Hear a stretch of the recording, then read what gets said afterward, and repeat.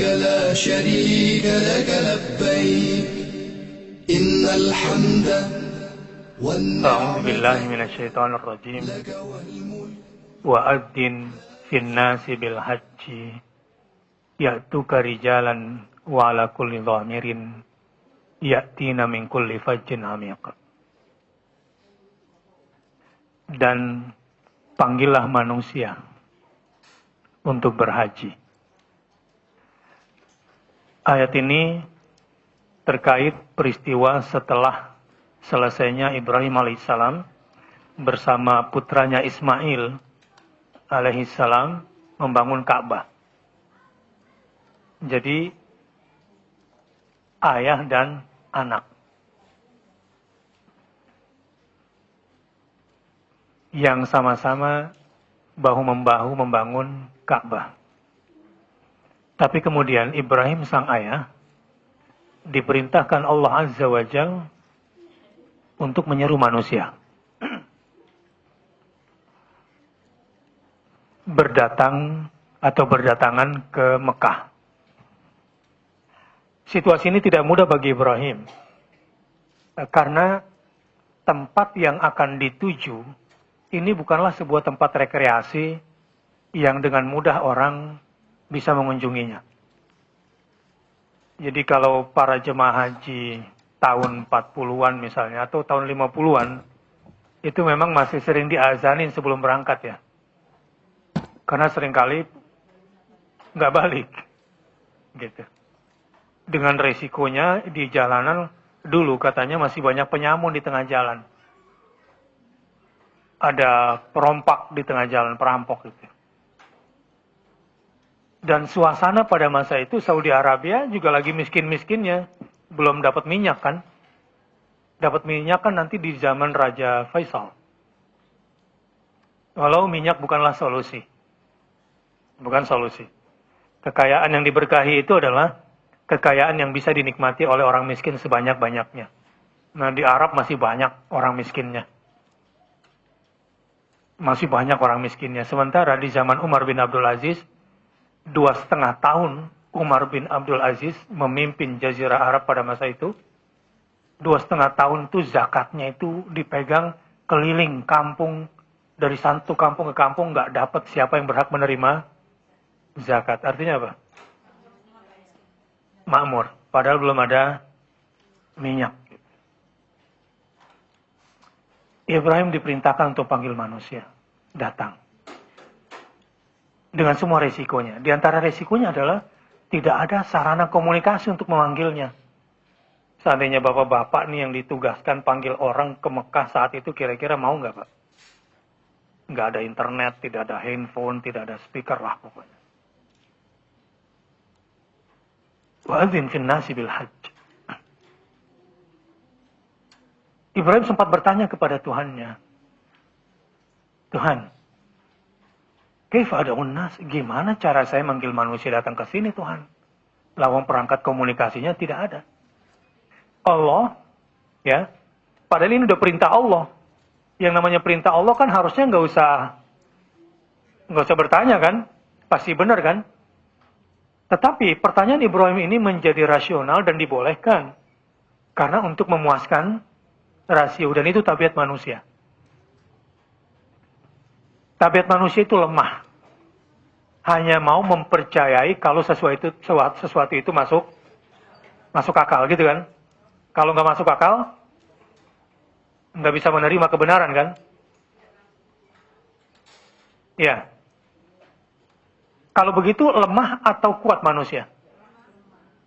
Ini penting sekali memahami ini. Sebab kita akan berjalan menjumpai Allah. Di sini kita berada di antara dua misteri. Misteri rasio yang memuaskan dan terukur. Dan yang kedua, misteri wahyu yang tidak terlihat dan susah diukur. Jadi perjalanan kita sebetulnya, ini perjalanan menuju keseimbangan. Kita berada di antara dua misteri ini. Ini barangkali nilai yang ingin saya tanamkan di manasik hari ini. Bahayanya manusia itu hanya mau menerima kebenaran kalau kebenaran itu masuk akal. Sementara akal ini mau menerima itu karena kausalitas, sebab dan akibat. Ini otak nih tidak bisa menerima kebenaran sebagai akibat kalau tidak jelas sebabnya. Dan ini yang menentukan kualitas haji kita masing-masing nanti. Kualitas umroh kita ini ditentukan oleh cara pandang ini. Nanti yang bertauhid dengan yang aneh-aneh di Masjidil Haram juga kelihatan dari sini. Saya pernah dibimbing oleh seseorang, saya kira mau diajakin ke Hajar Aswad atau ke Multazam, ternyata diajakinnya lihat tiang Masjidil Haram. Karena pengen tahu cara berpikirnya seperti apa nih si Bapak, saya ikutin lah. Saya ikutin. Ternyata, kan saya udah pernah kuliah di Madinah dan saya sering etikaf di daerah situ. Saya diperlihatkan, ternyata cuma ingin melihat tiang Masjidil Haram yang marmernya agak kemerah-merahan. Oh ya? Kenapa? Dia menjelaskan lah. Di tiang ini nih ada keistimewaannya sendiri. Ya ampun, kok jelasin tiang marmer. Dengan semua keajaiban supranaturalnya. Padahal yang menjadi pusat tujuan kita sebetulnya adalah ya Ka'bahnya itu dengan semua keajaiban sisi-sisinya. Kok jadi gue diajak lihat marmernya? Jadi perjalanan kita menuju tanah suci ini sebetulnya adalah perjalanan menjumpai Allah di baitnya. Seperti Ibrahim diperintahkan oleh Allah untuk memanggil manusia ke tanah suci.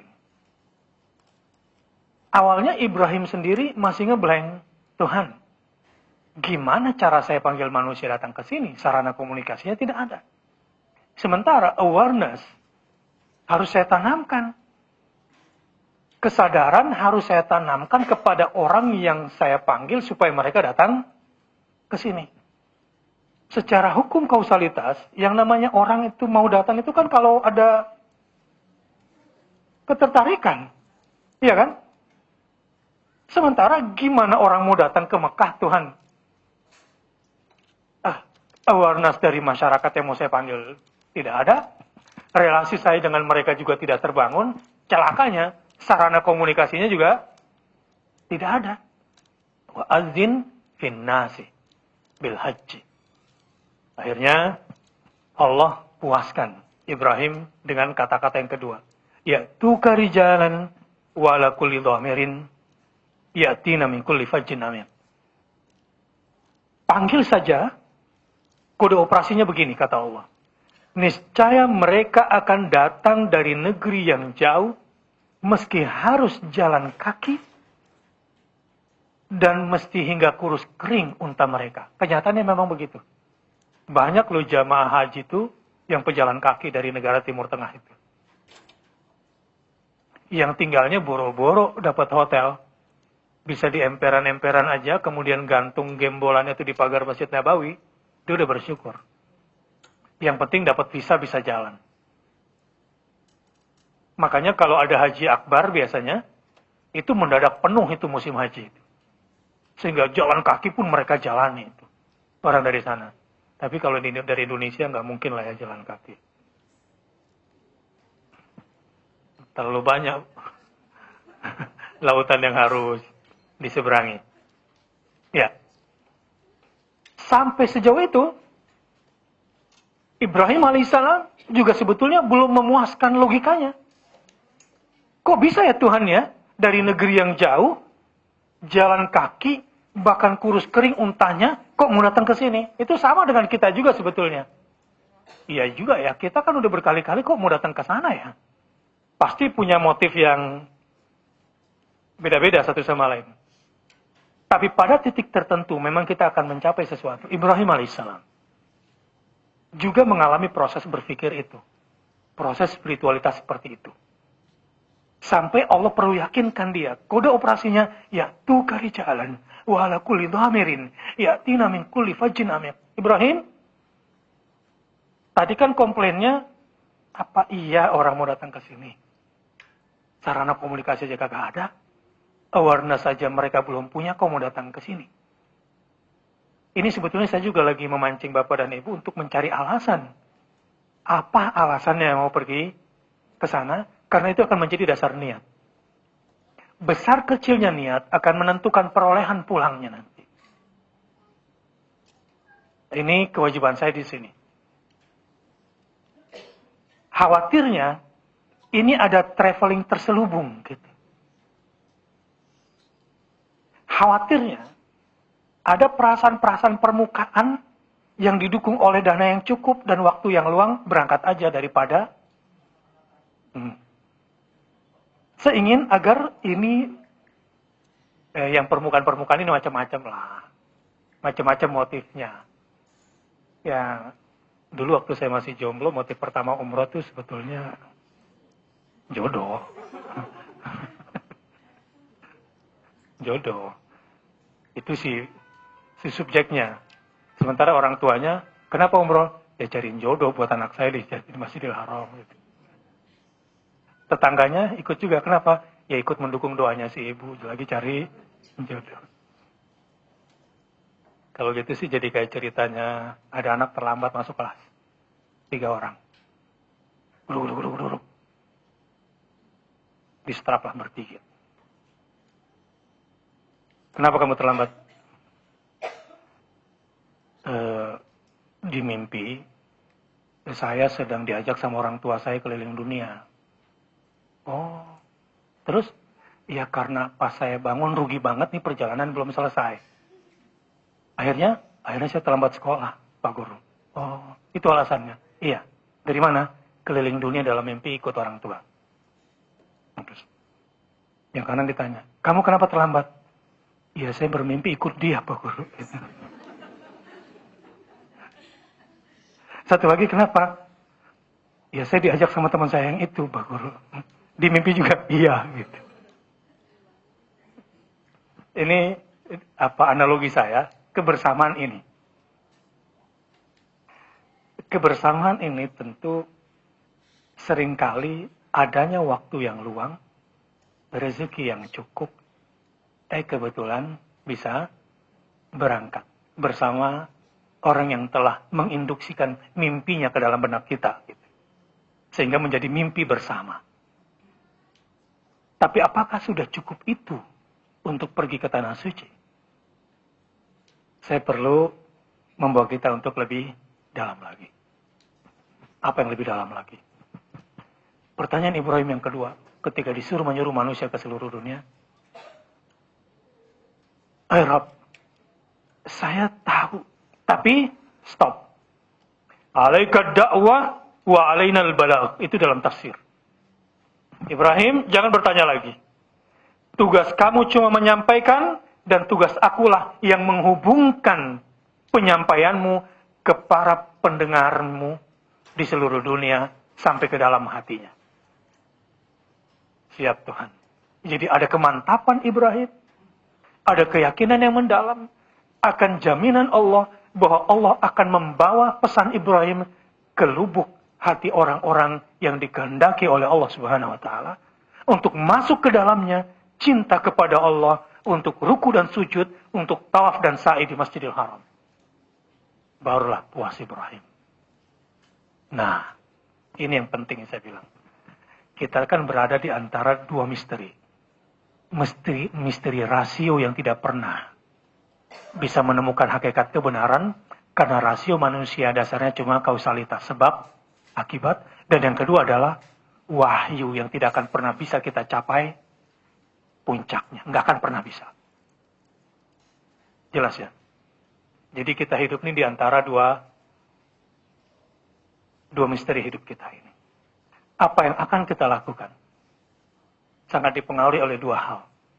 Satu, kekuatan keyakinan niat kita dari sini. Dan yang kedua, kekuatan rasio kita berdasarkan ilmu yang kita peroleh. Karenanya, manasik berapa kali pun tidak akan cukup. Berapa kali pun manasik kita akan lakukan, itu nggak akan cukup. Berarti harus kembali kepada individu-individunya untuk menggali ilmu sedalam-dalamnya. Sebab keluhan semua orang travel. Satu hal persoalannya jemaah haji dan umroh Indonesia. Sangat minim ilmunya. Modalnya cuma niat dan ongkos.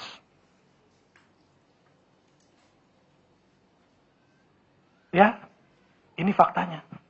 Harusnya orang pulang haji itu kalau zaman kemerdekaan memberikan perubahan pada bangsa kan. Jemaah haji pada masa lalu itu kan memberikan sekali banyak manfaat kepada masyarakatnya. Contohnya, orang yang nggak pernah haji tetapi dipanggil haji karena saking banyak manfaatnya dalam segi keagamaan itu Jenderal Sudirman. Jadi Jenderal Sudirman ini hidupnya memang lama di gerilya. Ya, lama menggerilya hidupnya. Nah, Jenderal Sudirman ini kemudian di tempat di mana beliau singgah itu diadakanlah kajian-kajian agama untuk memompa semangat jihad. Semangat jihad bangsa Indonesia itu yang tidak tertulis dalam sejarah dan tidak diajarkan di sekolah-sekolah. Apa? Kalau Pak Kaji dalam bahasa Jawa Tengahnya dulu itu. Pak Dirman itu kan orang Purwokerto ya. Saya kemarin dapat ceritanya. Jadi karena saking manfaatnya secara keagamaan bagi orang sekitarnya, sehingga dia dipanggil Pak Haji. Padahal beliau tidak pernah haji. Itu Jenderal Sudirman. Dan beliau lah yang mengkonsolidasikan Hizbullah dengan fisabilillah, sebuah kekuatan rakyat pada masa itu. Dan kemudian Jenderal Sudirman lah yang merajut kekuatan Hizbullah dan fisabilillah ini dengan pesantren-pesantren di mana beliau kunjungi. Dan di situ kemudian ditarik garis jihad fisabilillah untuk membebaskan Indonesia. Sampai lupa pergi haji. Tapi dipanggil Pak Haji. Dan satu hal lagi, Indonesia ini bisa merdeka adalah karena hasil konsolidasi jemaah haji di Tanah Suci. Saya, waktu kuliah di Madinah tahun 90, banyak bertemu dengan orang-orang tua masa lalu, orang Indonesia yang di sana, yang menceritakan tentang kemerdekaan Indonesia, tapi tidak tertulis dalam sejarah. Itulah karenanya Snokoglonya berkepentingan melarang umat Islam pergi ke Tanah Suci. Sulit. Bahkan Pak Harto ketika pergi haji tahun 94 itu dengan perjuangan yang tidak mudah. Karena Pak Harto saat itu mulai berhijau-hijau ria bersama Ijmi yang dibawa oleh Habibie saat itu sudah mulai dekat Islam, sehingga Amerika mulai melihat ini sudah waktunya harus dilengsarkan. Saya nggak mau masuk ke wilayah politik, karena saya termasuk orang yang di lobi pulang dari Madinah. Saya diminta untuk menjadi salah satu anggota protokoler istana pada saat itu. Hanya gara-gara saya berhasil menjadi interpreter di sebuah acara di Hilton di Mekah. Dan kepala rumah tangga itu bilang sama saya, kita masuk bareng-bareng, kita hancurkan berhala yang ada di Cendana. Dan itu sudah mulai, dan Pak Harto sudah mulai mengarah ke sana. Saya ingin katakan begini, ternyata dari beliau ceritanya untuk bisa pergi haji saja itu susahnya setengah mati. Kenapa? Karena kalau orang sudah pergi ke Tanah Suci, satu kata kunci yang harus dia miliki. Jiwanya menjadi bebas, merdeka dari berbagai macam penindasan, karena akar daripada kolonialisme, kemusyrikan, otoritas di luar Allah Subhanahu wa Ta'ala itu tidak ada lagi. Otoritas yang harus ditaati cuma Allah dan Rasulnya. Dan kalau manusia sudah punya itu di dalam jiwanya, bahaya, tidak bisa ditindas. tidak bisa diperbudak. Bahaya manusia dalam kondisi seperti itu tidak bisa dikendalikan secara keduniaan. Nah, inilah yang menyebabkan kenapa jemaah haji, jemaah umroh pada masa lalu bermanfaat bagi orang banyak. Simpelnya, membuat Indonesia bisa merdeka. Karena mereka bebas dari kemusyrikan. Artinya apa? Dia tidak mau ada otoritas-otoritas di luar Allah dan Rasulnya. Dia tidak mau ada kekuatan yang mendikte dirinya jika itu tidak sejalan dengan Allah dan Rasulnya. Dia tidak mau terikat pada ikatan-ikatan semu yang tidak membuat dia bisa menjumpai Allah dan bisa menjumpai Rasulnya Sallallahu Alaihi Wasallam. Ini sebetulnya misi utama kita pergi umroh. Segmen 1 selesai. Ini misi besar perjalanan kita pergi umroh ini. Dan karenanya nanti diskusi bisa kita perluas. Mulai dari cara beribadah, kita harus lepas dari berbagai macam bentuk ibadah tradisi yang di luar otoritas Allah dan Rasulnya. Kedua, kita harus keluar dari berbagai macam bentuk pemikiran dan ideologi yang itu sudah terlanjur ada dalam benak kita, padahal itu bukan bersumber dari otoritas dari Allah dan Rasulnya, bukan dari Al-Quran dan As-Sunnah.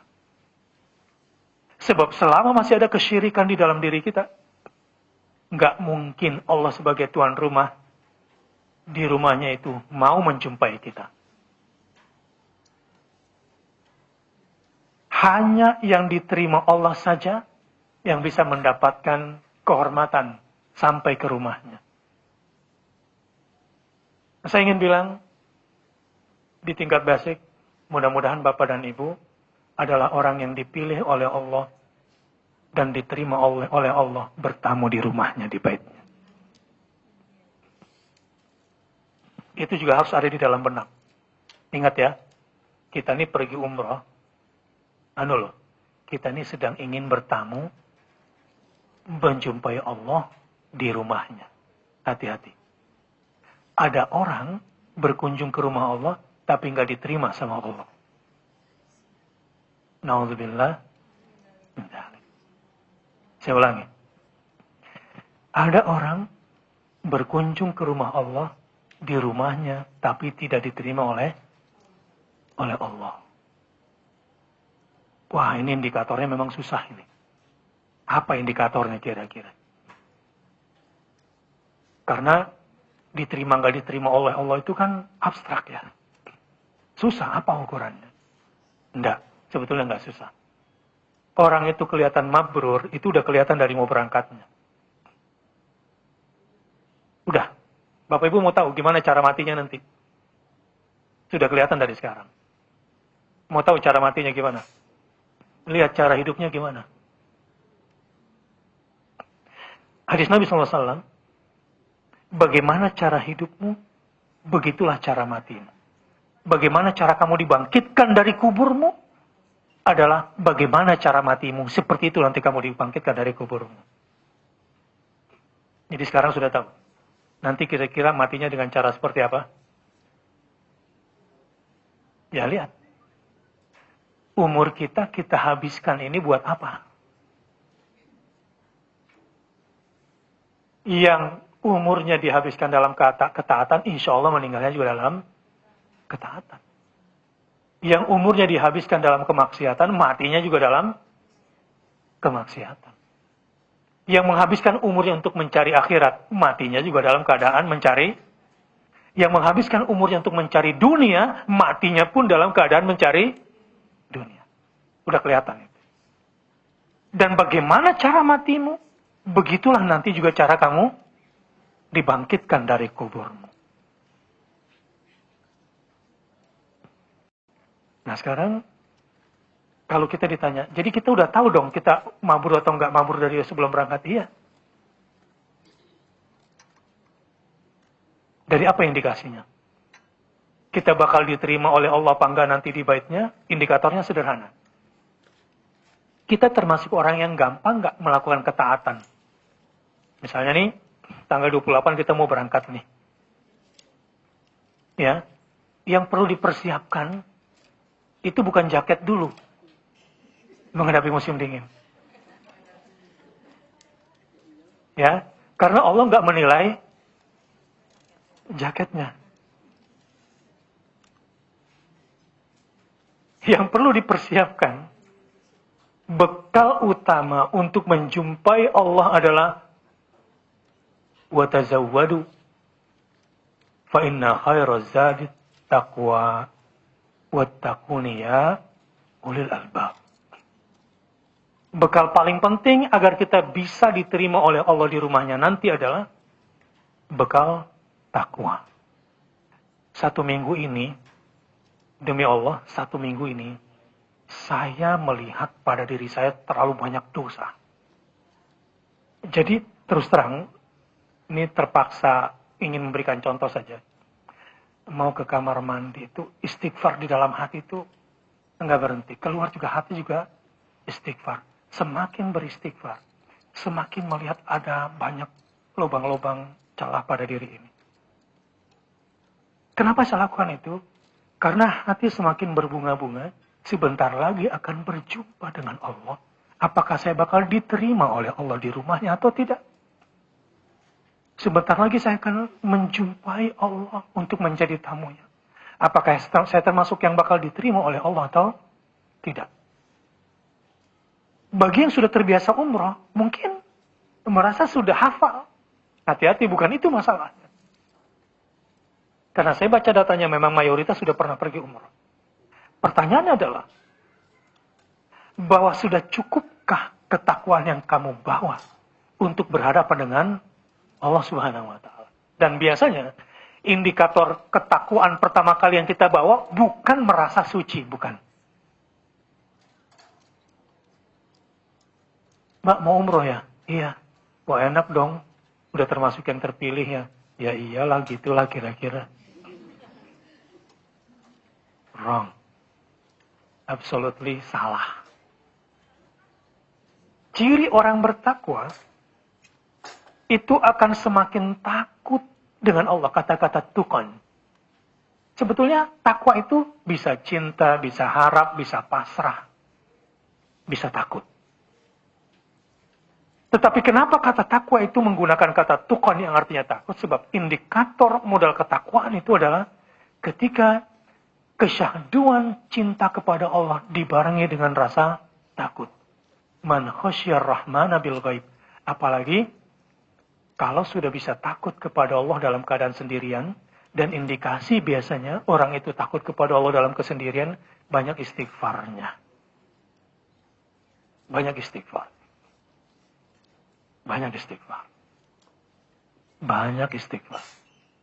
Jangan sampai kita hanya diterima di emperan rumahnya Allah dan Allah tidak menjumpai kita karena kita tidak cukup bekal untuk berjumpa dengan Allah di baitnya. Jadi definisi haji itu al-hajju artinya al-qasdu. Haji adalah menyengajakan diri, bersengaja. Bersengaja apa?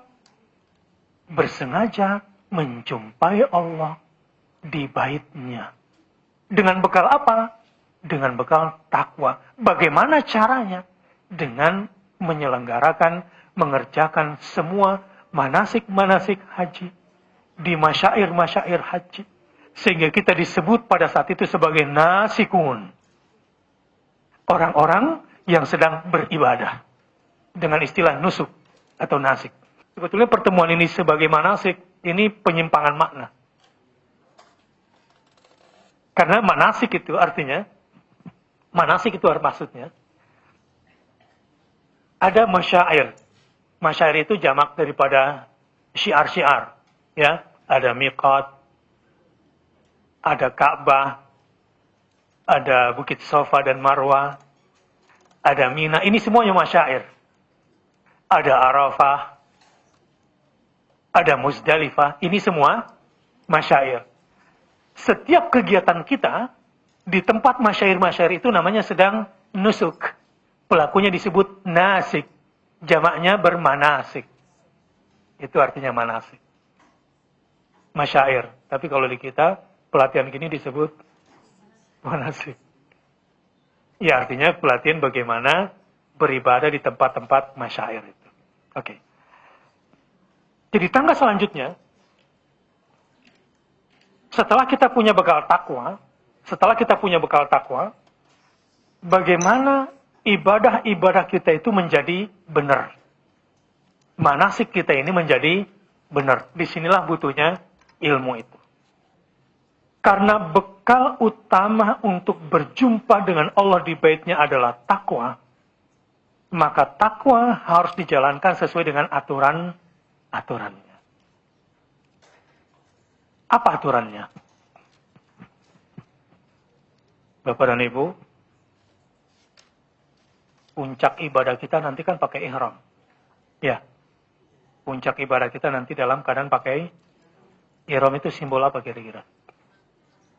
Ya, simbol kafan. Itulah yang kita bawa saat kita mati nanti. Ingat ya. Jadi berihram itu sebetulnya apa? Bersimulasi mati. Ya. Sayangnya, kita ini lebih sering latihan bagaimana hidup. Jarang latihan bagaimana mati. Ya.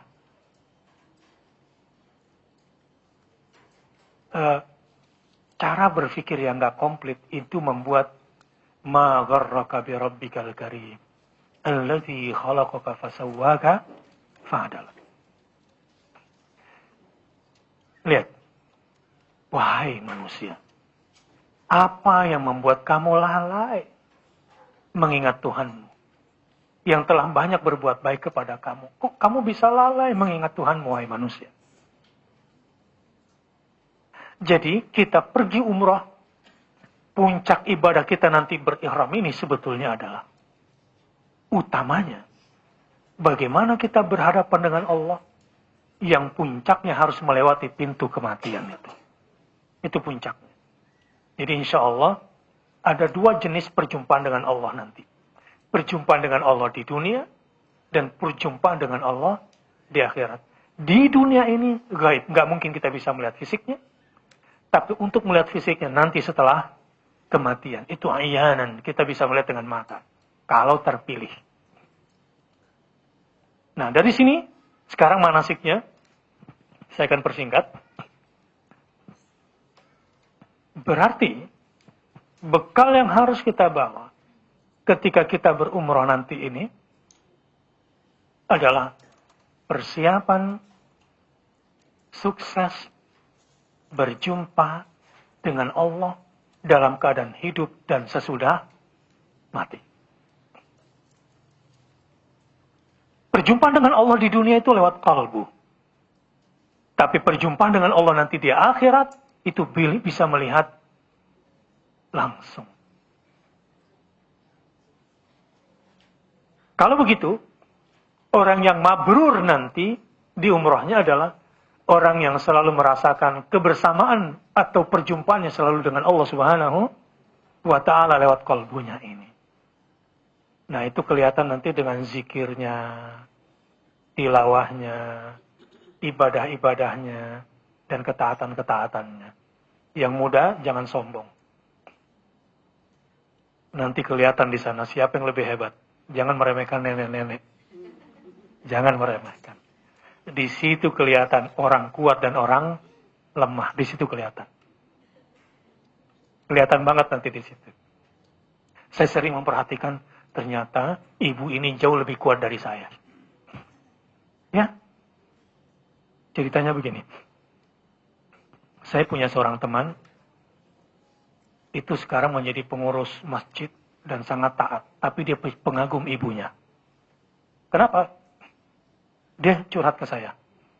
Ustaz, saya itu kalau dibangunin sama ibu saya, dari SMU sampai saya kuliah, kalau saya dibangunin sama ibu saya itu dalam keadaan pakai mukena.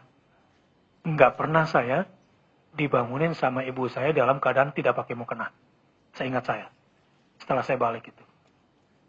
Dan biasanya, kalau saya mau wudhu, itu di atas sejadah ibu saya tuh, Qurannya sudah agak miring posisinya, tasbihnya juga udah berantakan. Berarti ibu saya sudah ngapain tuh sebelumnya. Bagi dia berkesan sampai setua ini. Lalu, saya tuh setiap jalan, malu banget sama ibu saya ke tempat duduk. Ibu saya yang tua itu udah bangun dari malam dan gampang banget. Sementara saya yang kuat ini kok malah susah. Ya, memang masjid itu jauh jaraknya, hanya bisa ditempuh oleh hati yang khusyuk. Itu masjid. Para pelari maraton dan sprinter pun susah. Jarang yang sampai ke masjid larinya. Jarang. Yang jauh bisa dia tempuh, tapi ke masjid, lebih jauh lagi. Nah nanti, orang-orang yang berbakat mabrur umrohnya sudah kelihatan dari sini. Ketakwaannya, ibadahnya. Persiapan untuk menjumpai Allah itu lebih kencang daripada jaket, shawl, apalagi. Dan lain-lainnya. Ini bekal utamanya. Yang kedua, nanti kita ini kan umumnya ke Istanbul dulu. Ya. Lalu kemudian ke Mekah. Nanti kita akan mikotnya di atas pesawat, di Alam-Lam. Di Alam-Lam, jadi ibu-ibu nanti dari Turki udah pakai ihram aja langsung. Ya, karena jumlah kita nggak terlalu banyak, bapak-bapak nanti ihramnya juga ditaruh di cabin. Yang cowok ini semua. Ya, kita ganti, ya nggak usah terlalu demonstratif, semua ganti nanti pesawatnya oleng. Kalau kita serempak, jadi polanya ya pola soft aja lah, di kursinya aja. Gitu ya. Atau nanti jalan satu-satu, jangan bikin heboh gitu. Semua tiba-tiba berdiri jalan gitu kan. Nanti bingung pramugarinya. Yang kedua, niat umrahnya. Labbaika Allahumma umrah. Labbaik Allahumma labbaik. Labbaik la syarika laka labbaik. Innal hamda wan ni'mata laka wal mulk la syarika lak. Mendarat kita di Jeddah. Di Jeddah kita akan langsung ke Mekah. Oke. Baru kemudian kalau memang dikehendaki dan sudah siap semuanya, kita langsung umroh. Langsung umroh pada malam hari itu. Nah, sepanjang perjalanan jangan lupa bertalbiyah. Labbaik Allahumma labbaik. Labbaik la syarika laka labbaik. Dari Mekah ke Madinah, jadi di perjalanan ya hemat-hemat tenaga. Ya vitaminnya, kesehatannya mesti dijaga. Dan saling menjaga, saling melindungi, dan saling memenuhi kekurangan yang lain. Gimana? Setuju nggak Pak? Agar kebersamaan ini selalu terjalin. Hal seperti ini bukan cuma meringankan kita secara keseluruhan, tapi yadullahi ma'al jamaah. Ini akan mendatangkan pertolongan Allah kalau kita bersama-sama. Yang merasa sudah pernah umroh, hendaknya memberikan manfaat kepada yang belum pernah. Ya. Misalnya begini. Al-ithar fil ibadah mamnu. Memprioritaskan orang lain dalam ibadah nggak boleh. Contoh, Bapak sudah di depan. Lalu bilang, silakan Anda aja di depan. Ini blow on ini. Nggak boleh. Udah depan surga malah ngasih orang lain, itu blow on, itu salah. Ya, itu nggak boleh. Yang saya maksud kebersamaan di sini adalah ibu-ibu misalnya ada yang belum pernah ke Madinah. Belum tahu ke Raudhah. Nah, yang sudah pernah akan dapat pahala 200%. Ya, pulang dari Raudhah. Kenapa? Pertama, dirinya sampai ke Raudhah. Dua, mengajak orang sampai ke Raudhah. Itu dapat semua yang didoakan oleh orang yang dia tolong. 100% pahalanya si pengantarnya dapat. Dan jatah orang itu tidak terkurangi. Nah, karenanya jangan pelit-pelit. Ya, sayang kalau kita beribadah sendiri, ngerjain sendiri, lama. Disinilah fungsinya berjamaah. Kalau sendiri dapatnya 1, kalau berjamaah dapatnya 27. Nah, begitu juga doa. Ketika kita berhasil mengajak ke Raudhah orang yang belum pernah ke Raudhah, semua doa yang dia mintakan, tentu yang baik-baik bagi kita, gitu ya, itu akan 100%-nya ke kita semua. Itu hadisnya memang begitu. Man dalla ala khairihin falahu mislu ajri fa'ilihi. Barang siapa yang menuntun orang pada kebaikan, maka penuntunnya akan mendapatkan pahala kebaikan 100% seperti orang yang dituntunnya itu. Begitu juga bapak-bapak, ya, yang membantu kebutuhan yang lemah-lemah. Ya, yang muda-muda, yang kuat-kuat ini. Nah, Bapak dan Ibu sekalian, yang bawa anak remaja dan punya target khusus, boleh diberitahu kepada kami. Ya, agar kita bisa asesmen dia dan bisa bimbing dia. Jadi secara khusus maunya anaknya mau digimanain nih dalam perjalanan ini. Ya, secara bimbingan nanti kasih tahu ke saya dan kemudian ke ustadz yang lain, kita ngobrol. Jadi ada saatnya misalnya kalau dia laki-laki, oke, nanti sholat bareng sama kita. Ya, dekat saya selama perjalanan kita bisa treatment dia, atau dia punya persoalan kita bisa healing dia. Gitu ya. Ini jangan ragu-ragu. Ya, nanti itu kita akan kondisikan suasananya. Untuk teknis pada saat umroh, ya kami berharap dan mudah-mudahan Amin. Allah memberikan kekuatan kepada diri kami. Amin. Karena saya merasa bahwa ada kelemahan. Jadi kalau misalnya qadarullah kami tidak bisa meneruskan dalam ini, mudah-mudahan saya bermohon hanya bisa meneruskan dalam umroh itu. Kami kan harus menggunakan kursi roda. Iya. Nah, itu kan tentu kan tempatnya berbeda. Iya. Itu nanti bagaimana pelaksanaannya? Akan ada yang ngawal. Insya Allah ada guide kita yang tidak akan melepaskan ibu. Ya, Pasti ya. di sa'i maupun di tawaf. Akan dikawal terus. Ya. Tapi kita doakan insya Allah sehat-sehat. Ya. Semua ibu tetap berprasangka baik. Ya. Berprasangka baik saja. Sebab di Masjidil Haram memang unik. Ada satu cerita.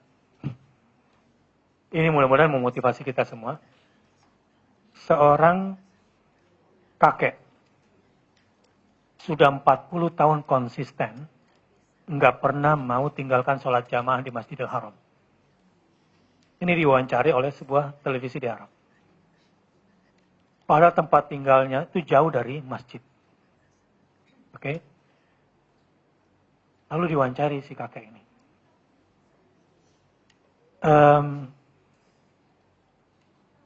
Berapa tahun kakek sudah melakukan ini? 40 tahun. Jadi tidak pernah absen. Ya, kecuali sakit. Pernah sakit. Nah, itu dia masalahnya. Pernah sakit. Tapi apakah kemudian gak sholat? Tidak, saya tetap sholat. Gimana ceritanya? Satu hari ketika dia berangkat rumahnya itu dipaksa ke rumah sakit oleh anaknya. Dikawal. Di tengah jalan, si kakek ini tiba-tiba menangis. Jangan bawa saya ke rumah sakit. Karena kesembuhan saya berasal dari Allah. Ini lupakan dulu rasionya. Ini saya bilang tadi, kita hidup di antara dua misteri. Logika manusia dan wahyu yang tak terbatas ini. Ini untuk motivasi Ibu dan semua yang hadir di sini. Jadi kalau dari sekarang niat kita sudah kuat, itu energinya, fasilitasnya Allah siapkan. Ya. Dah. Di tengah jalan si kakek semakin sedih. Bawa saya ke masjid. Karena di masjid saya bahagia, saya sembuh. Jangan bawa saya ke rumah sakit. Anaknya masih ngotot. Bapak harus sembuh, Bapak harus berobat. Nanti sudah berobat bisa ke masjid lagi. Iya, tapi saya nggak bahagia. Sampai akhirnya si kakek ini menolak dengan tegas dan terpaksalah anaknya membawanya ke masjid. Semakin dekat masjid, hatinya semakin bahagia. Semakin dekat ke masjid, energinya sepertinya bertambah. Katakanlah ini sugesti. Tapi innamal a'mal binniyat. Karena niatnya yang benar. Niatnya yang tulus. Dia bilang di dalam wawancaranya itu dalam bahasa Arab, ketika saya masuk pintu masjid, tiba-tiba oleng badan saya. Penyakit yang saya derita itu tiba-tiba saya dapati menyerang saya. Namun ketika hampir saya jatuh, ada 2 orang laki-laki putih tiba-tiba mengangkat saya. 2 orang muda itu kuat sekali mengangkat saya. Dan saya dimasukkan ke dalam satu ruangan. Saya tidak tahu apakah itu ruang administrasi di Masjidil Haram, ataukah itu ruang apa gitu. Anehnya, di masjid itu seperti ada sesuatu yang diambil dari belakang pinggang saya, dari 2 laki-laki itu. Dan keluar dari ruangan itu, hilanglah semua penyakit saya. Dan jadi selama ini saya tidak pernah tinggalkan sholat jamaah. Dan dia menceritakan itu dengan menangisnya. Keajaiban hanya terjadi pada kekuatan keyakinan. Pada kekuatan keyakinan. Tapi ketika kita sudah mulai lemah dengan semua rasio-rasio kita kemudian negatif thinking, karena rasio kita ini seringkali dengan hitung-hitungannya enggak progresif keyakinan. Kadang malah menurun keyakinan dan semakin terlalu percaya kepada diri, kurang percaya kepada Allah. Terjadi. Seorang nenek waktu berangkat memang sakit.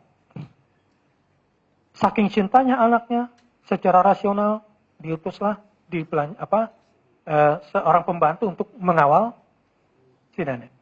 Kejadiannya ini di rumah sakit Ajiat. Jadi Ajiat itu di belakang guest house, arah ke Bab Maji di sana. Apa yang terjadi? Pembantunya itu yang sakit selama musim haji. Dan yang bolak-balik ngurusin makanan ya si nenek yang tadinya dikawal itu. Kenapa? Rupanya si nenek ini sangat kuat keyakinannya. Bilang sama anaknya, enggak usah. Ya kalau mau dikirimkan, niatkan saja untuk mengumrohkan pembantumu. Menghajikan pembantumu. Jangan karena kasihan, jangan. Sebab niatnya kurang kuat nanti pengawal nenek ini. Umrohkan atau hajikan dia, mantapkan untuk menghadap Allah Subhanahu wa Ta'ala. Saya dijaga Allah di sana, gitu. Ya, tapi karena niatnya si anak dan niat si pembantu yang ngerasa muda dan kuat ini untuk ngawal, gayanya gitu kira-kira. Yang satu punya uang, yang satu tenaganya kuat, malah berbalik ceritanya. Jadi, ini sekali lagi, merupakan salah satu output penting yang harus kita peroleh ketika kita berhaji. Ketika kita berumrah. Adalah keyakinan kepada janji Allah. Kekuatan untuk senantiasa membenarkan Allah. Ini yang paling penting. Ada 2 hal yang harus kita jadikan target supaya kita bisa berjalan di antara 2 misteri ini dengan baik. 1, yakinlah pada janji baik Allah dan takutlah pada ancaman Allah. Ini puncak keimanan. Kalau kita sudah punya 2. Karena umumnya kita yakin selama logikanya puas. Takut selama itu rasional memang kita bakal berbahaya. Tapi kalau itu informasi Allah, kadang kita tidak menjadikannya sebagai takaran. Makanya, Bapak dan Ibu, ini energi-energi penting buat kita semua. Yang muda tidak sombong, yang tua juga tidak tidak lemah. Iya. Kita nggak tahu siapa yang lebih sehat. Assalamualaikum Ustaz. Mungkin Waalaikumsalam. pertanyaan saya udah beberapa kali umroh, tapi saya masih banyak tadi yang tidak tahu. Iya. Bahwa ketika kita start untuk tawaf itu dari Hajar Aswad itu kan melambaikan tangan jika tidak bisa menyentuh Hajar Aswad. Betul. Tapi di beberapa tempat ada yang bilang dikecup, yang terakhir kemarin tidak. Pertanyaan satu itu. Yang kedua, juga mengenai Hajar Aswad bahwa wanita itu tidak disunahkan untuk mencium Hajar Aswad. Mungkin itu aja Ustaz. Jadi apa yang harus kita lakukan, kita saat itu ngecium dulu atau tidak, dan ketika kita sudah dekat Hajar Aswad, apakah wanita sebaiknya nyium atau tidak gitu. Itu, terima kasih. Baik. Mencium Hajar Aswad. Kalau mampu dan mudah, mencium. Kalau tidak, menggunakan tongkat. Kalau tidak menggunakan tongkat, cukup melambaikan tangan. Nah, pertanyaannya, seandainya pakai tongkat itu harus cium-cium bagian mana tongkat itu kira-kira? Artinya, yang melambaikan tangan, boleh mencium, boleh tidak. Jadi kalau ibu misalnya cukup melambaikan tangan, Bismillahirrahmanirrahim, Allahu Akbar, juga sudah cukup. Tapi kalau ada yang mencium, jangan disalahkan. Ya, Bismillahirrahmanirrahim, Allahu Akbar. Ya, tapi itu tadi analoginya diantaranya, kalau seandainya pakai tongkat, bagian mana tongkat itu yang dicium. Jadi kalau ada yang tidak mencium, itu juga dibenarkan. Ya, karena mencium itu kalau ada Hajar Aswad, kalau nggak ada cukup melambai saja. Ya, jadi nggak mencium. Tapi kalau yang cium ya biarin aja. Dan memang di antara beberapa mazhab ada juga yang gitu. Yang kedua, tentang perempuan. Kalau ada di antara ibu yang memang rasanya kok eman sudah sampai di sini tidak cium Hajar Aswad. Pertama, kalau memang kondisinya memungkinkan, kesehatannya ada, yang ngawal perempuannya juga ada, ya silakan masuk dari sisi perempuan. Masuk, mencium. Itu sunnah. Tapi kalau dikira-kira itu bakal mendatangkan bahaya, tapi ini lagi-lagi tergantung pada niat dan persepsi ya. Tapi kalau kelihatannya kira-kira aduh badan saya begini, kemudian gak bisa, ya gak sunnah lagi jadinya, itu bisa jadi makruh. Ya, bisa jadi makruh kalau memaksakan diri. Sudah jelas-jelas sakit, tenaganya juga lemah, masuk ke Hajar Aswad itu jangan selesai tawaf lagi capek langsung masuk, wah itu gawat itu. Kondisi fisik lagi lemah. Saran saya kalau yang laki-laki mau ke Hajar Aswad, niatkan, tenaganya lagi fresh, kondisinya lagi memungkinkan, datang khusus buat Hajar Aswad. Karena kalau udah satu kali mental mau masuk lagi, itu energi sudah tinggal 50. Belum lagi semangat, dorongan jiwanya lagi. Jadi sekali masuk targetnya harus berhasil. Nah, karenanya sunnah dan tidak sunnahnya perempuan ke Hajar Aswad lebih dilihat pada kondisinya di lapangan. Bahkan bisa jadi makruh atau bahkan haram karena bayar sama joki. Cowok semua lagi. Kok sampai mencium Hajar Aswad aja pakai nyogok kayak begitu. Pakai joki. Jadi haram malah nanti jatuhnya itu. Karena itu sudah bertentangan secara syar'i. Setelah itu si jokinya juga meres lagi. Dia mintanya nggak tanggung-tanggung tuh, Pok. Ya. 250 real kalau kelihatan si ibunya ini berani ngelawan. Kalau enggak, tambah lagi dong. Ya. Ustadz mau tanya ya, karena saya kan udah sering umroh ya, tapi saya pinginnya yang sekarang ini bacanya astagfirullahaladzim aja, boleh nggak gitu? Bacanya apa? Bacanya astagfirullahaladzim, minta ampun sama Allah gitu, minta ampun aja, jadi di dalam tawaf 7 kali itu, minta ampun aja gitu. Iya isinya ya. Boleh nggak itu aja dibaca gitu? Bagus banget, nget. Iya. Karena cirinya orang yang mabrur umrohnya itu yang diampunkan dari dosa-dosanya. Justru itu yang dimintakan lebih banyak. Jadi prioritas doa di sana itu nanti satu, minta ampun dosa. Yang kedua, akhirat oriented. Dapat surganya dan dihindarkan dari sisa neraka. Itu dua kriteria orang mabrur itu. Jadi kalau ada yang cuma itu bacanya Astaghfirullahaladzim. Astaghfirullahaladzim. Atau ditambah wa atubu ilaih. Boleh. Atau ditambah alladzi la ilaha illa huwal hayyul qayyum wa atubu ilaih.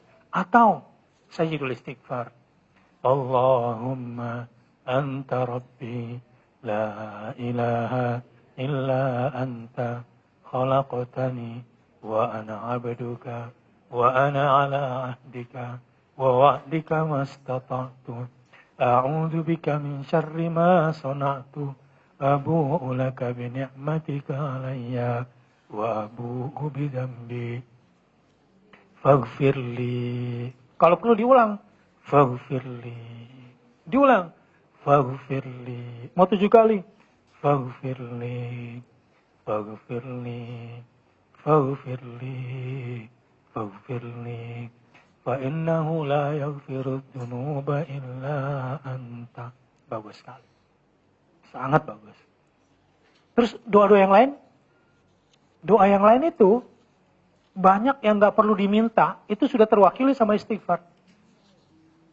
Contoh, Al-Hasan Al-Basri, seorang sahabat Nabi, didatengin orang yang sedang susah ekonominya.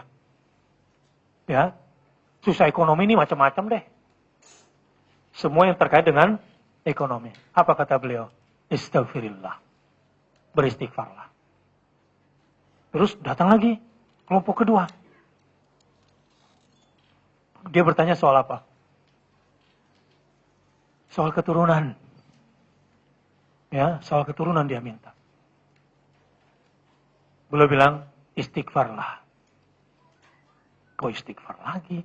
Ini muridnya perhatiin nih. Kemudian, yang satu lagi, minta. Yang pertama tadi soal apa? Ekonomi. Kedua, keturunan. Ya, soal keturunan. Yang ketiga, ini Fakultus taghfiru rabbakum innahu kana ghaffara yursilis sama alaikum midrara wa yamditkum bi amwalin wa banin wa yaj'al lakum jannatin wa yaj'al lakum anhara. Ada orang kesulitan ekonomi, kemudian apa tadi? Keturunan, kemudian yang ketiga ini berkaitan dengan masalah apa sebetulnya berkaitan dengan rezeki. Ya, nanti saya kasih lihat ayatnya. Hasan Al-Basri bilang lagi, istaghfirillah. Setelah penanya ini semua pergi, muridnya komplain. Ya Syekh, si A minta, kamu kasih istighfar. Si B minta doa, kamu kasih. Si C minta ini, suruh istighfar. Gimana sih? Kayak nggak ada yang lain. Alam tasma' qala Allah Ta'ala. Tidakkah kamu mendengar perkataan Allah di dalam kisah Nuh? Wa qultu astaghfiru rabbakum. Dan katakanlah kepada mereka, istaghfiru rabbakum. Minta ampunlah pada Tuhanmu. Yursilis sama alaikum midrara. Akan dicurahkan hujan dari langit berturut-turut dengan deras. Ini rahmat rezeki dari langit. Bukan cuma itu. Wa yumdirikum bi amwalin wa banin. Akan dibanyakan hartamu, akan dibanyakan pula keturunanmu, pegawaimu, orang-orang baikmu. Wa yaj'al lakum jannat. Dan akan dibanyakan lagi kebun-kebunmu, cabang-cabang bisnis barunya, peluang-peluangnya dikasih baru lagi. Wa yaj'al lakum anhara. Bukan cuma kebun yang dikasih, sungainya pun dibuatkan oleh Allah Subhanahu wa Ta'ala. Jadi, kalau orang beristighfar itu sebetulnya terlalu banyak permintaan yang selama ini banyak, itu nggak perlu disebutin, sudah otomatis itu. Include. Jadi saran saya bukan cuma di tawaf. Nanti ketika bersujud di sana, berbanyak minta ampun. Misalnya setelah membaca Subhana Rabbiyal A'la wa bihamdi gitu, tambah. Subhanakallahumma rabbana wa bihamdika Allahumma gfirli. Biasanya saya baca itu minimal 3 kali atau bisa 10 kali, tergantung. Kalau jadi imam jangan 10 kali. Kasihan makmumnya. Subhana rabbiyal a'la. Subhanakallahumma rabbana wa bihamdika Allahumma gfirli. Karena ini bacaan sujud dalam riwayat yang lain. Intinya minta ampun. Subhanakallahumma wa bihamdika Allahumma gfirli. Sama-sama. Subhanakallahumma wa bihamdika Allahumma gfirli. Itu perbanyak di sujud. Minimal 3 kali. Semua yang kita minta itu sudah include ada di situ semua. Ustadz, sekarang ini kan banyak travel-travel yang mempunyai moto umroh sunnah sesuai contoh Rasul. Ya. Nah, saya itu mungkin takut sudah dijelaskan tapi saya belum dengar. Jadi saya ingin langsung dapat penjelasan dari Ustadz. Sebenarnya umroh sunnah sesuai contoh Rasul itu seperti apa? Baik. Dengan tidak bermaksud mendiskreditkan yang lain, seakan-akan yang lain tidak sunnah gitu. So, bahasa ini memang bersayap ini. Jadi, ya kita berhusnuzon dengan yang menyelenggarakan itu ingin sesuai dengan sunnah. Tetapi bukan berarti yang lain juga tidak sunnah. Nah, sekarang umroh yang sunnah seperti apa? Yang semua aktivitasnya itu ada dalilnya. Ya, yang nggak ada dalilnya jangan dipaksain. Itu yang dimaksud keluar dari sunnah. Baik, ibu-ibu dan bapak sekalian. Saya kira ini yang perlu ditanamkan kepada anak-anak. Ya, tentang ilmu. Al-ilmu qoblal amal. Ini pegang prinsip. Berilmu sebelum beramal. Ini rumusan ini penting sekali. Coba kita lihat orang beragama nih kalau ditanya, kamu kok seperti itu? Udahlah, yang penting kan amalnya. Banyak yang begitu nggak? Dalam beragama, kebanyakan orang menilai dari amal. Ini bahaya. Ada hadis bunyinya begini. Jadi kalau ingin implementasi sunnah. Ada hadis. Innar rajula la ya'malu bi'amali ahlil jannah hatta ma yakuna bainaha wa bainahu atau bainahu wa bainaha illa ba'un aw zira'un fa yasbiqu alaihi alkitabu fa ya'mal bi'amali ahlin nar fa yadkhuluha.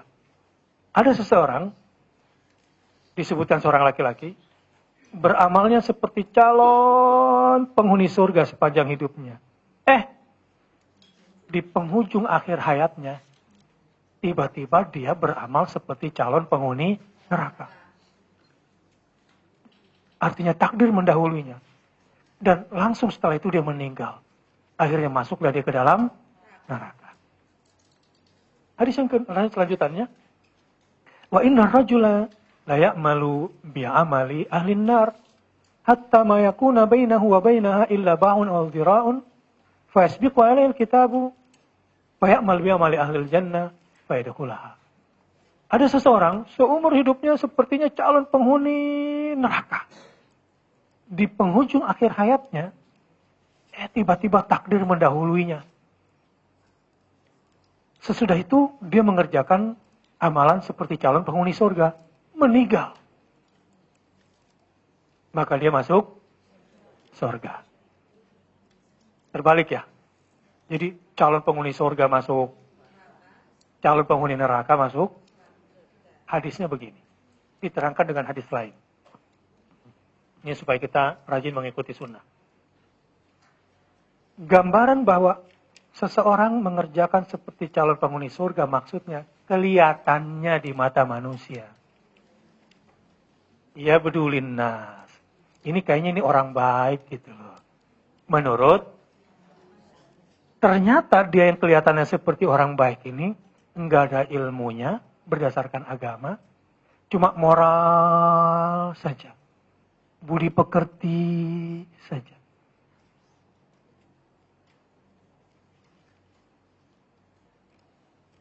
Yang kelihatannya di mata manusia bagus. Tapi tidak ada niat yang baik dan tidak ada ilmu yang secara agama. Tiba-tiba menjelang akhir hayatnya, dia sakit. Karena tidak ada niat yang kuat, cuma moral dan budi pekerti saja selama ini. Tidak punya tingkat kesabaran yang tinggi, dia gagal karena setelah itu dia berobat dengan cara yang haram. Mati dalam keadaan seperti itu. Ya masuk neraka.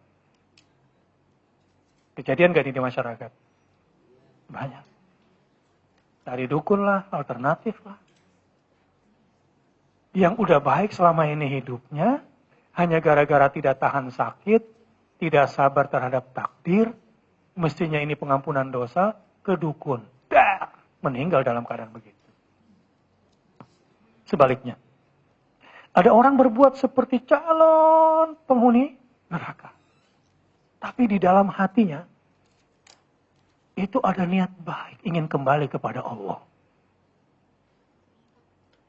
Ada ingin kembali kepada agamanya. Ada kekuatan ingin belajar agama.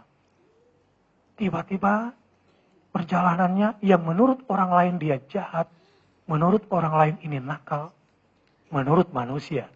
Tapi hatinya dan ilmu yang dia pahami, ini di ruangan saya baru kemarin. Udah 50 tahun dia baru tobat. Karena seumur hidupnya benci sama bapaknya. Sejak umur 10 tahun dia benci sama bapaknya.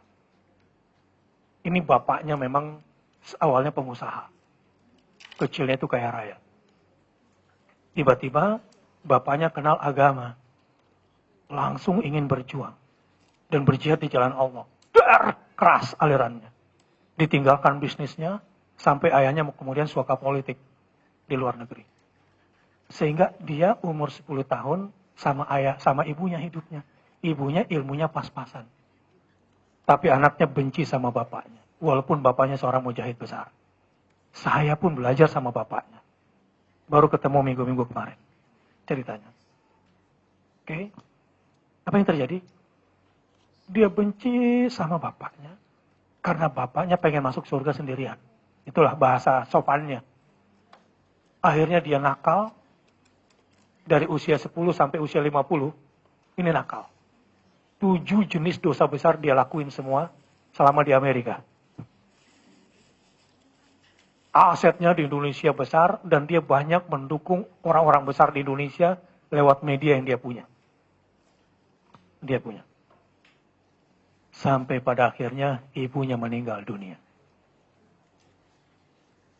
Yang menarik, uang yang dicarinya selama ini tidak sepeser pun dipakai untuk menguburkan, menyelenggarakan jenazah ibunya itu. Padahal ibunya meninggal dalam kondisi di satu negara yang susah sekali. Kondisi administrasi untuk penguburan mayatnya. Tapi artinya, akhirnya, ketika dia kunjungi negara itu, semua pejabat terkait dengan proses penyelenggaraan jenazah ibunya, semua rata-rata mengaku anak angkat ibunya. Saya kalau berkunjung ke rumah bapak ibunya dulu, itu pasti dikasih makan banyak dan pulang biasanya disanguin kita. Dia belum tahu saya ketika dia curhat ingin kembali ke agama. Dan di akhir hayatnya, dia sekarang mau ngelakuin apa saja. Selalu telepon ayahnya dulu, bapaknya dulu. Tetapi hebatnya ibunya. Selama anaknya benci sama bapaknya, tetap ibunya menyarankan agar birrul walidain. Enggak seperti ibu-ibu yang di sono. Nah, kalau nanti kamu sudah besar, jangan kayak bapakmu ya nak. Gitu.